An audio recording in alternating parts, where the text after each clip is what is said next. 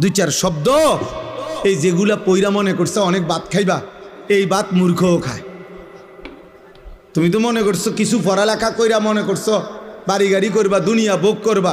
তোমার চাইতে বেশি দুনিয়া মূর্খ বকলম, নাম দস্তখত করতে জানে না, টিপসই দেয়।